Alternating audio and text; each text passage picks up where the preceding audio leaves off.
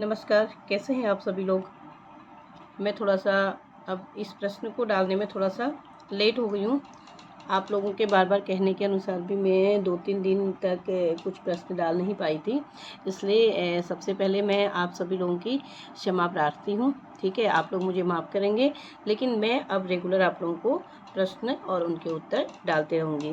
अब देखिए, जो मैंने ये प्रश्न यहाँ पर डाल रखे हैं, पद्मावत में वर्णित प्रेम कथा तथा लोक तत्व के स्वरूप का साधारण वर्णन कीजिए। तो ये जो प्रश्न है, यह आपके सम्मुख जो प्रश्न लाया गया है वो खासकर MA द्वितीय वर्ष के विद्यार्थियों के लिए जो कि इग्नो से पढ़ाई कर रहे हैं। लेकिन मैं चाहूँगी कि इसका लाभ उन सभी को भी मिले जो किसी भी यूनिवर्सिटी से हिंदी की पढ़ाई कर रहे हों। आप लोग किसी भी यूनिवर्सिटी से हिंदी की पढ़ाई कर रहे हों या हिंदी विषय से TGT, PGT, नेट या कोई भी तैयारी कर रहे हो, तो उसके लिए आप लोग इन सभी को पढ़ सकते हैं। ये सभी के लिए अत्यंत महत्वपूर्ण है। तो अब आप देखिए, पद्मावत में वर्णित प्रेम कथा तथा लोक तत्व के का साधारण वर्णन कीजिए। इस प्रश्न का पूरा उत्तर आपके सामने मैं दिखाऊंगी, लेकिन उसको देखने के लिए आप लोगों को इस पूरे वीडियो के साथ बने रहना होगा। अब देखिए आप लोग, पद्मावत प्रेम कथात्मक प्रबंध काव्य है। इसमें जायसी की काव्य प्रतिभा के स्पष्ट दर्शन होते हैं। पद्मावत अपने आप में एक मार्मिक प्रेम कहानी है, महाकाव्य के ढांचे में कही गई प्रेम कहानी। इसमें कल्पना और इतिहास का रोचक संगठन है। स्त्री पुरुष के प्रेम के माध्यम से ईश्वरीय प्रेम की अभिव्यक्ति भी इसमें की गई है। प्रेम की विभिन्न भाव, दशाओं और स्थितियों का चित्रण किया गया है। जायसी की प्रेम कथा पूर्ण रूप से सूफी पद्धति पर आधारित है। जायसी प्रेम के कवि हैं। अब आप लोग देखिए, पद्मावत में वर्णित प्रेम कथा। पद्मावत में उल्लेखित प्रेम कथा त्रिआयामी है। एक तरफ नागमती है और दूसरी तरफ पद्मावती है, लेकिन इन दोनों के केंद्र में रत्नसेन है। लेकिन पद्मावती का चरित्र एक साधारण औरत और पत्नी का चरित्र है, परंतु पद्मावती का जो चरित्र है वह एक प्रेमिका का है। पद्मावत में वर्णित प्रेम कथा तब अमृत के शिखर पर पहुंच जाती है जब जायसी इस प्रेम कथा में नागमती के विरह का, वियोग का बहुत ही सुंदर वर्णन करते हैं। जैसा कि हम इसमें देखते हैं कि नागमती का चरित्र एक साधारण औरत है और पत्नी का चरित्र है, तथा पद्मावती का चरित्र एक प्रेमिका का है। प्रेमिका होकर और अपने प्रेमी से विमुक्त होकर भी पद्मावती में यह तड़प नहीं है जो एक साधारण औरत के रूप में नागमती में विद्यमान है। नागमती का यह चरित्र लोक गाथाओं की ग्रस्त स्त्रियों जैसा है। विरह की दशा में प्रेम अपनी संपूर्णता में परिलक्षित होता है। प्रेम है तो वियोग भी होगा। प्रेम में वियोग और रस दोनों होते हैं। जैसे आप उदाहरण के तौर पर देखेंगे, जैसे कि मोम के छत्ते में शहद और बर्रे दोनों रहते हैं। उदाहरण के तौर पर हम इसे इस पद के द्वारा समझ सकते हैं। आपको पदों को समझना बहुत जरूरी है। अब देखिए, ये पद है, प्रेम ही माह बिरह ओरसा, प्रेम ही माह बिरह ओरसा, मैन के घर मधु अमृत बसा, मैन के घर मधु अमृत बसा। जायसी का प्रेम विशुद्ध भारती है।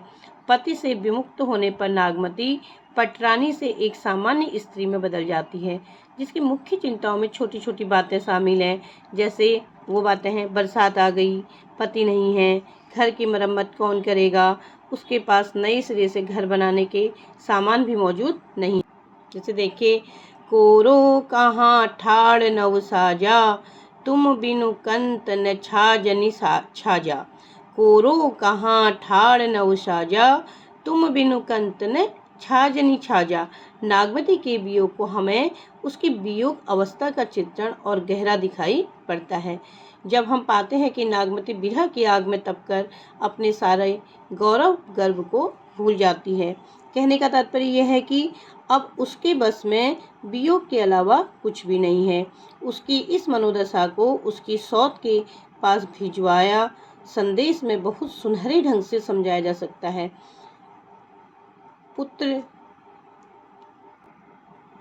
पत्र में वो कहती है कि मैं रत्नसेन की ब्याहिता हूँ, किंतु मुझे भोग से कोई वास्ता नहीं है।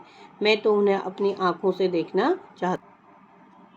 मानो कि अब उसके पर यह कहने के अलावा, उसके पास यह कहने के अलावा कुछ रहा नहीं होता है। तो हम यहाँ पाते हैं कि यह झांसी द्वारा लिखित राजा रत्नसेन और पद्मावती की प्रेम कथा तो है, लेकिन नागमती का रत्नसेन के लिए जो वियोग है मानो वह हमारे हृदय को स्पर्श कर झकझोर देता है एवं इस पूरी रचना को अमर बना देता है। नागमती के इस वियोग को हम इन पंक्तियों के द्वारा समझ सकते हैं। देखिए, वो कहती है, पद्मावती सो कहे हूँ विहंगम, कंत लोभाई रही करी संगम, तो ही चैन सुख मिले शरीरा, मुँह कह दिए दुख पूरा, हमहु बिहाई संग ओई पियू, आपहु पाई जानु न जियूं, मोहि भोग सो काज न बारी, सोह दृष्टि के चाहनहारी।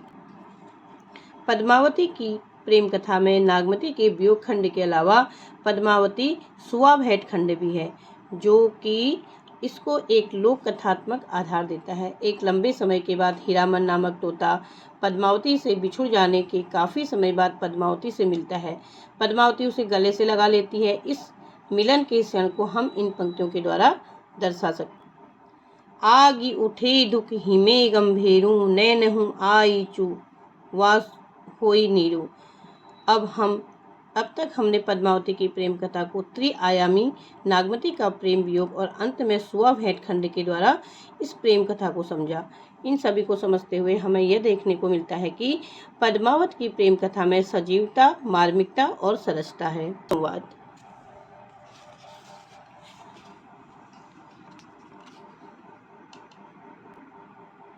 ऊपर दी गई सभी घटनाएं लोक तत्व से प्रेरित हैं। उदाहरण के तौर पर हम पनिहारी की सुंदरता को इन पंक्तियों के द्वारा समझ सकते हैं। माथे कनक गागरी आवहि रूप अनूप, माथे कनक गागरी आवहि रूप अनूप, जेहि के अस पनिहारी सो रानी कहे रूप। इन पंक्तियों से ये स्पष्ट होता है कि जिस राजकुमारी की पनिहारन इतनी सुंदर है, वह राजकुमारी कितनी सुंदर होगी। इन सभी घटनाओं से पता चलता है कि पद्मावत लोक गाथात्मक काव्य ग्रंथ है, भाषा अवधि है, जो कि जन सामान्य की बोली जाने वाली भाषा है। यह लोक तत्व है।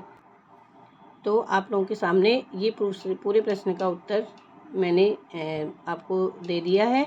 आप लोग इस प्रश्न को समझने की पूरी कोशिश करेंगे और उसको समझ के कमेंट्स बॉक्स पर लिखेंगे कि आप लोगों के समझ में प्रश्न का उत्तर आ नहीं। अगर नहीं आया हो, आप लोग कमेंट्स बॉक्स में लिखिए, इसे और सुधारने की कोशिश की जाएगी। धन्यवाद।